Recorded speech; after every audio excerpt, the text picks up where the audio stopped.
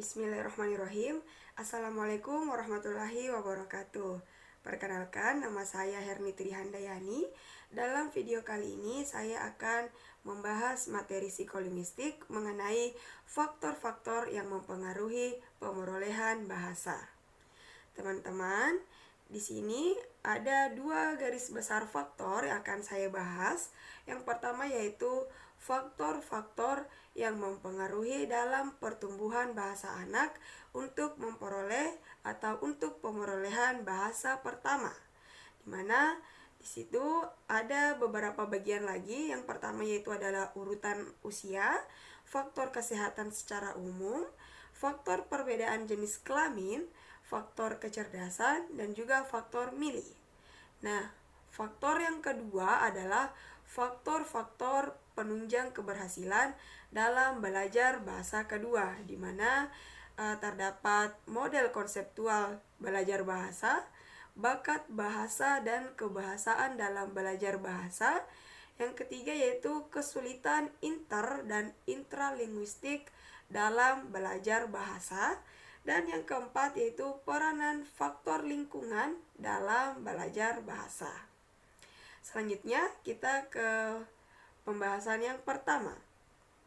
Nah, di sini ada faktor-faktor yang mempengaruhi dalam pemerolehan bahasa anak untuk pemerolehan bahasa pertama.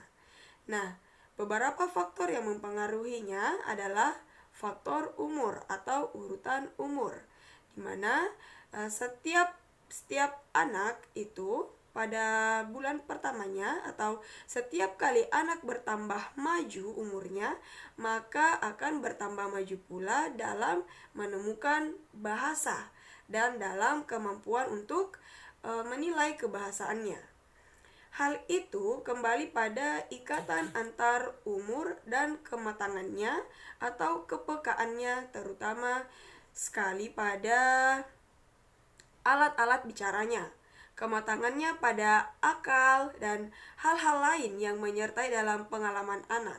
Menurut Parawansa, menyatakan beberapa fase perkembangan pada bahasa sesuai dengan tingkat usia anak yang akan dijelaskan sebagai berikut. Ada 5 poinnya. Fase yang pertama yaitu fase usia beberapa bulan pertama, di mana fase ini ada vokalisasi, ada teriak atau vokalisasi, berteriak, mendekut, dan berbagai bunyi yang belum bisa dideskripsikan pada usia sekitar 3 atau 4 bulan pertama. Nah, barangkali inilah hal yang paling signifikan pada usia beberapa bulan pertama tersebut. Ada vokalisasi dan teriakan, ada tangisan, ada dekut, sehingga di sini belum bisa dideskripsikan, dan hal itulah yang paling signifikan. Kemudian tahap selanjutnya yaitu tahap babbling. Nah, tahap babbling ini, tahap mendekut atau cooing, ini terjadi pada usia beberapa bulan pertama setelah fase usia vokalisasi tadi tersebut. Tapi pada usia ini bayi berkembang ke arah yang lebih banyak tipe vokalisasinya yang random. Jadi yang pertama tadi masih vokalisasi, masih teriakan. Kemudian tahap yang kedua, tahap babbling ini vokalisasinya lebih banyak dan lebih random. Selanjutnya yaitu tahap permulaan pemahaman bahasa, di mana biasanya terjadi pada bayi usia 8 hingga 10 bulan. Nah, kadang-kadang lebih awal atau pada bagian akhir masa babbling. Kemudian gejala pertamanya tentang pemahaman atau pengertiannya terhadap mimik, simbolik tertentu, dan intonasi. Jadi kata-kata dan struktur frasa sebagai bagian dari penguasaan anak. Jadi dia mulai memahami atau mulai mengerti terhadap mimik yang diberikan, mimik wajah yang diekspresikan, atau nada atau perkataan dengan intonasi-intonasi yang berbeda ketika kata-kata diucapkan kepada anak-anak usia 8 hingga 10 bulan tersebut. Nah, sehingga struktur frasa sebagai bagian dari penguasaan anak. Jadi sudah mulailah anak-anak sedikit-sedikit bisa mengetahui, memahami apa yang dikatakan. Nah, selanjutnya yaitu permulaan komunikasi ujaran yang dibedakan, di mana menuju akhir tahun kedua ini terjadi pertumbuhan yang pesat dalam kosakata, di mana anak ini mulai bereksperimen atau eksperimentasi linguistik. Nah, tahap yang selanjutnya yaitu tahap terakhir, di mana anak-anak ini mulai mampu memanipulasi struktur sintaksia bahasa bebas atau language freely. Pada selesai tahap komunikasi ujaran yang dibedakan, selanjutnya tidak ada lagi tahap yang membedakan dalam perkembangan bahasa. Nah, perkembangan bahasa ini bisa cepat dan lambat karena berbagai hal. Seperti itu. Itulah tadi urutan usia, di mana ada fase usia, fase tahap babbling, permulaan pemahaman bahasa, permulaan komunikasi ujaran yang dibedakan, dan tahap terakhirnya itu. Nah, selanjutnya faktor yang kedua dalam pemerolehan atau faktor yang mempengaruhi dalam pertumbuhan bahasa anak untuk pemerolehan bahasa pertama yaitu faktor kesehatan secara umum. Nah, di mana sesungguhnya anak-anak yang ada dalam kondisi yang sehat itu lebih banyak kegiatannya dan pengetahuannya terhadap apa-apa yang ada di sekelilingnya. Akan tetapi sebaliknya, jika anak berada dalam kondisi fisik yang kurang baik, maka awal periode anak-anak itu disebabkan oleh sakit sehingga pertumbuhan gerakannya menjadi terlambat. Sehingga masa atau periode anak-anak tertentu dari pertumbuhan geraknya akan mengakibatkan sedikit bermain dan dengan suara, dan hal itulah yang sangat menentukan pertumbuhan bahasa anak-anak. Jadi beda ketika kondisi anak yang sehat, kondisi fisik anak yang sehat, dan apabila kondisi fisik anak yang sedang sakit, seperti itu. Nah, jika awal periode anak-anak itu disebabkan dengan sakit, maka tadi gerakannya yang lambat. Sehingga dalam hal ini hubungannya menjadi timbal balik antara keaktifan anak dengan pertumbuhan bahasanya. Sehingga bisa kita lihat dari segi fisiknya pula, setiap anak yang sehat lebih banyak kemampuannya untuk memperoleh atau menentukan bahasanya. Seperti itu. Selanjutnya faktor yang ketiga, di mana faktor perbedaan jenis kelamin. Nah, beberapa hasil penelitian telah menetapkan bahwa pertumbuhan bahasa anak pada anak perempuan itu termasuk lebih cepat daripada pertumbuhan bahasa anak laki-laki.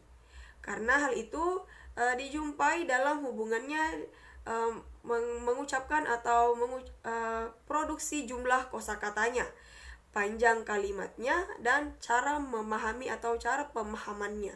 Perbedaan-perbedaan itu bisa kita lihat atau bisa kita amati pada usia anak 5 tahun pertama pada periode sekolah dasar.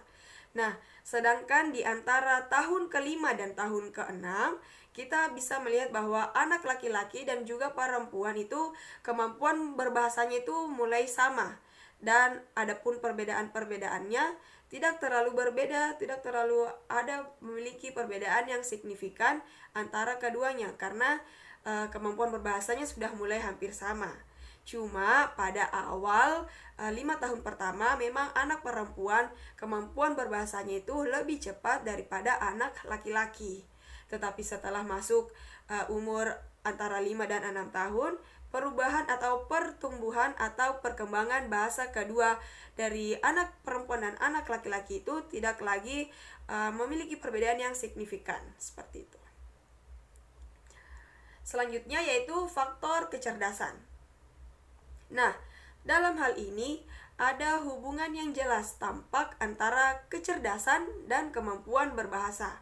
Maka anak-anak yang lemah akalnya akan memulai berbicara yang lebih lambat dibanding dengan anak-anak yang normal. Tapi anak-anak yang normal pun akan lebih lambat bicaranya atau bahasanya daripada anak-anak yang cerdas akalnya. Jadi tiga perbedaan: anak yang lemah akalnya, anak yang normal akalnya, dan anak yang cerdas akalnya. Sehingga kemampuan atau masing-masing anak atau bagi anak yang memiliki kemampuan akal yang istimewa itu, ia akan memiliki keistimewaan yang berhubungan dengan kemampuannya dalam memperhatikan, dalam menemukan hubungan-hubungan, dan dalam memahami arti, serta dalam menemukan perbedaan-perbedaan di antara arti-arti itu. Nah, ini semua adalah faktor yang membantu pada pertumbuhan bahasa anak.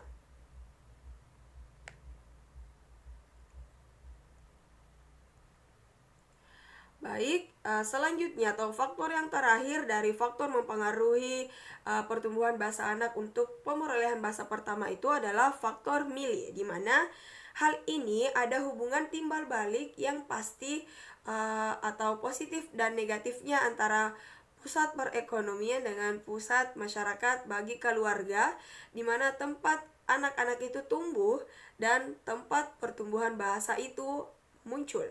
Nah, jika anak yang tumbuh atau hidup dalam lingkungan yang minus, sekalipun kecerdasannya sama dengan anak-anak yang tumbuh dalam masyarakat yang surplus, tapi ini memiliki tingkat pertumbuhan bahasa atau kosakatanya itu, atau jumlah katanya itu, kosakatanya dapat berbeda atau kemungkinan lebih rendah, sehingga faktor milih ini sangat mempengaruhi anak dalam memperoleh pertumbuhan bahasa dalam pemerolehan bahasa pertama. Kita lanjut ke faktor kedua atau faktor garis besar kedua, di mana faktor penunjang keberhasilan dalam belajar bahasa kedua. Nah, di sini ada penjelasan mengenai poin yang pertama, yaitu model konseptual belajar bahasa. Menurut Carroll pada tahun 1962, beliau menyajikan model konseptual proses belajar bahasa yang asing berlandaskan pendidikan yang formal. Nah, disajikannya itu ada 5 unsur secara kompleks yang berfungsi dalam keberhasilan belajar bahasa asing. Yang pertama yaitu bakat dari si pelajar, yang kedua yaitu kecerdasan umum si pelajar, yang ketiga ketekunan si pelajar, dan yang keempat kualitas pengajaran, dan yang terakhir adalah kesempatan belajar. Nah, menurut Satono pada tahun 1983, dalam hubungannya dengan model Carroll tadi, menyajikan faktor-faktor keberhasilan belajar bahasa itu dibagi atas faktor umum dan juga faktor khusus, di mana pada faktor umum ini diperkenalkan hukum-hukum besi, atau belajar bahasa itu seperti mempelajari bahasa itu memerlukan waktu yang lama dengan ketekunan. Jadi belajar itu tidak bisa membutuhkan waktu yang singkat, tapi memerlukan waktu yang lama dan juga diperlukan adanya ketekunan. Selanjutnya, belajar bahasa memerlukan frekuensi yang tinggi. Ketiga yaitu kesempatan memakainya banyak. Jadi perlu selalu menggunakan bahasa itu di dalam berbagai kesempatan. Selanjutnya yaitu belajar bahasa memerlukan keuletan yang tinggi. Selanjutnya lagi yaitu belajar bahasa memerlukan motivasi. Nah, selanjutnya yaitu adanya bakat bahasa.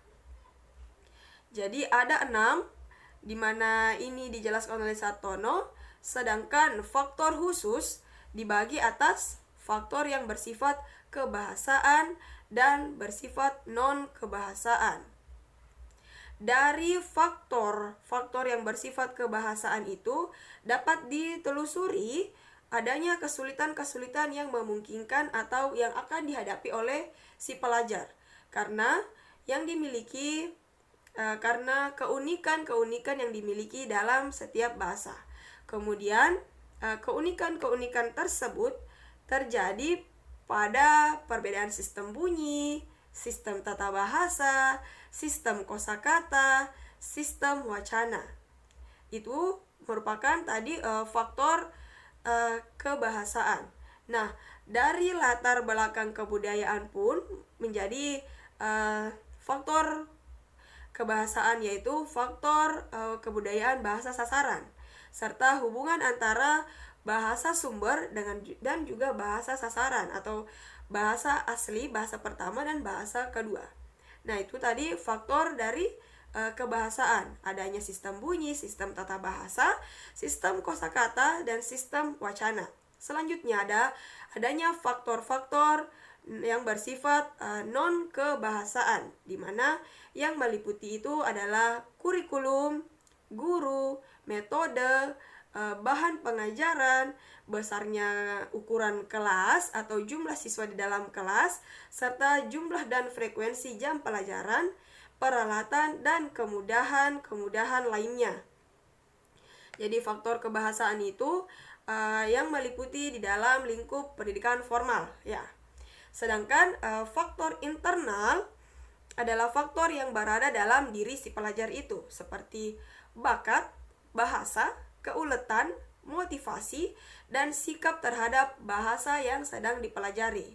Jadi tadi faktor eksternalnya itu ada dua, yang faktor kebahasaan dan non kebahasaan. Selanjutnya faktor internalnya itu yang berada dalam diri siswa, yang meliputi bahasa, keuletan, dan juga motivasi, dan tergantung dari sifat atau sikap si pelajar itu terhadap bahasa yang dipelajari menurut Satono 1983. Baik teman-teman, faktor selanjutnya yaitu bakat bahasa dan kebahasaan dalam belajar bahasa. Nah, dalam rangka pengajaran bahasa dalam berbagai rentangan kemampuan, menurut Hawkins pada tahun 1972 membahas hubungan bakat berbahasa asing dan masalah kebahasaan dalam belajar bahasa. Nah, dijelaskannya bahwa pengajaran bahasa itu tidak terbatas hanya pada belajar bagi pelajar yang berbakat saja. Akan tetapi pelajar yang mereka juga kurang berbakat. Nah, berkaitan dengan fungsi belajar atau fungsi bahasa sebagai alat komunikasi, menurut Hawkins ini mengatakan bahwa karena bahasa adalah alat untuk belajar, alat untuk berpikir, dan untuk menggunakan perasaan, maka bahasa ini perlu diajarkan pada pelajar-pelajar yang juga memiliki kemampuan yang rendah, seperti itu.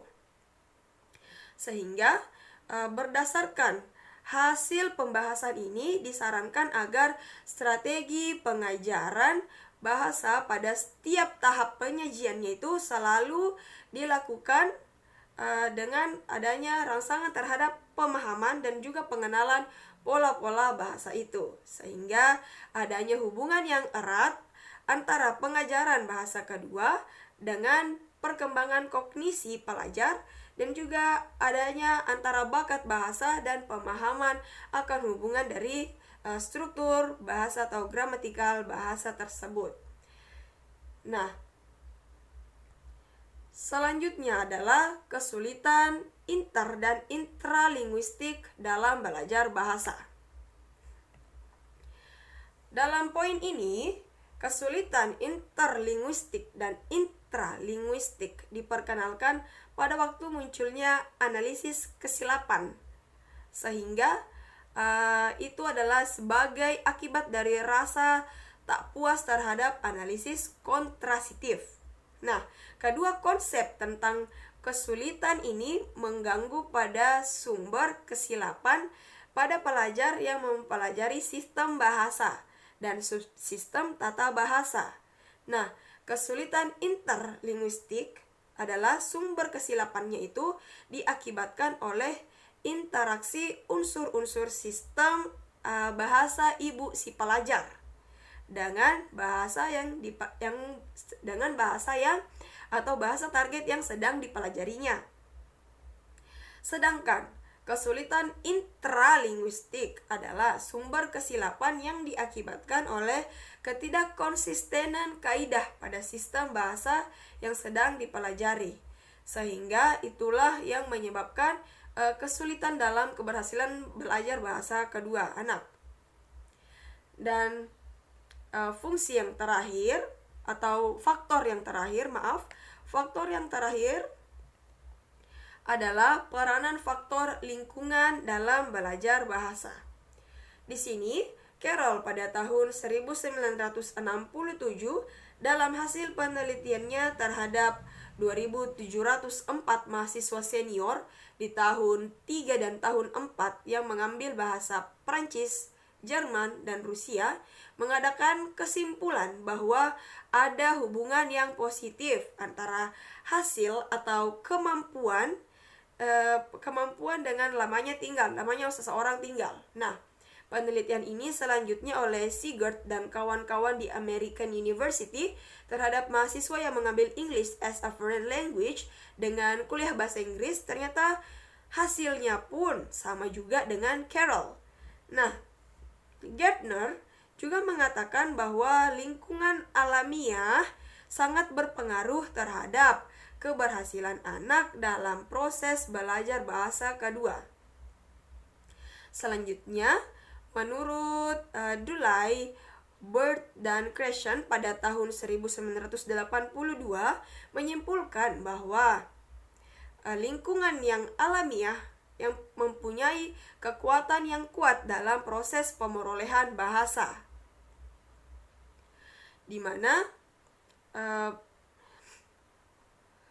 selanjutnya Berlitz dan De Soos atau pencetus yang menggunakan metode langsung mengetahui bahwa cara belajar secara alamiah yang non-akademik ini situasi nyata menggambarkan model yang alternatif pada pengajaran bahasa.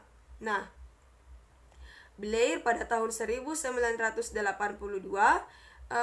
mengatakan bahwa pengajaran bahasa dapat maju pesat jika lingkungan disediakan, jika jenis-jenis komunikasi nyata itu kontekstual diciptakan, sehingga bahasa kedua itu mudah untuk diperoleh karena lingkungannya, karena proses alami terhadap lingkungan itu, sehingga muncul atau sehingga mampu para pelajar di mana lebih mampu untuk menciptakan keberhasilan dalam belajar bahasa kedua.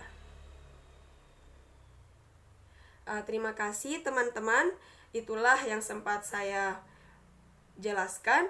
Mohon maaf apabila terdapat kekurangan. Wallahu muwaffiq ila aqwamit thoriq. Assalamualaikum warahmatullahi wabarakatuh.